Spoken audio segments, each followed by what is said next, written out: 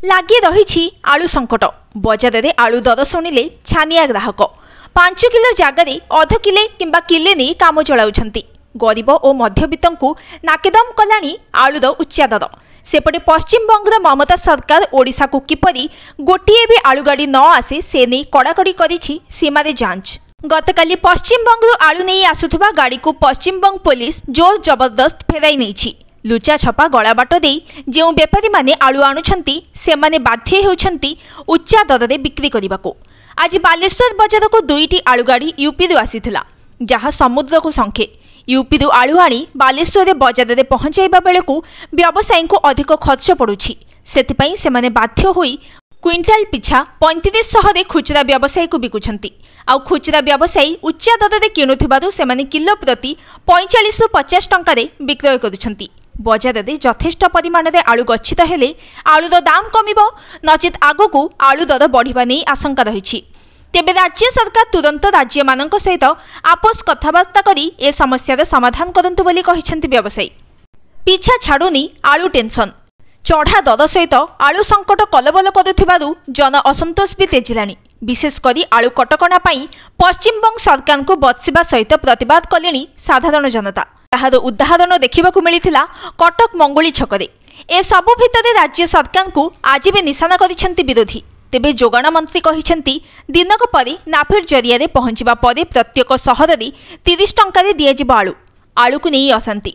आलू पाई हल्ला बोल भांगी आसिलानी साधारण जनतांकर धैर्य। आउ चलिबनी आलू राजनीति।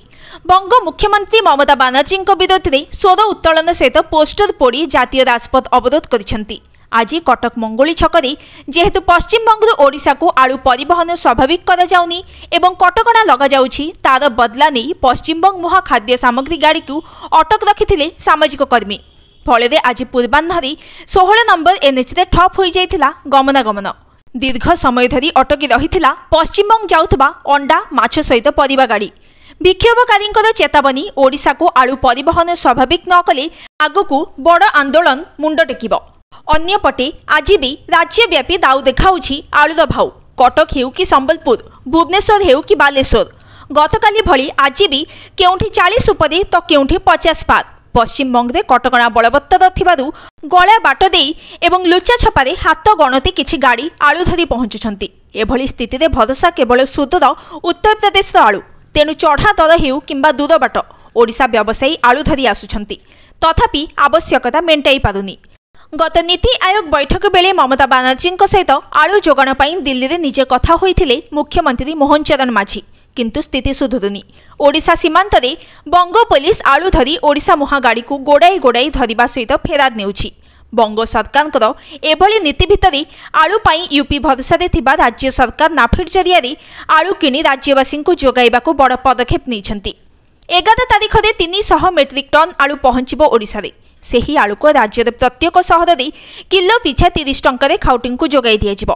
यह परे भी आवश्यक पड़िले नाफेड जरिया रे आलू अणाजिबो बोली कहिसेंती जोगाण मंत्री।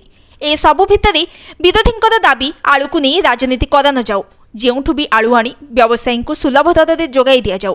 तेबे मुख्यमंत्री कहिसेंती आलू समस्यार समाधान खूब शीघ्र हेबाकु जाउछि। Bureau report news today.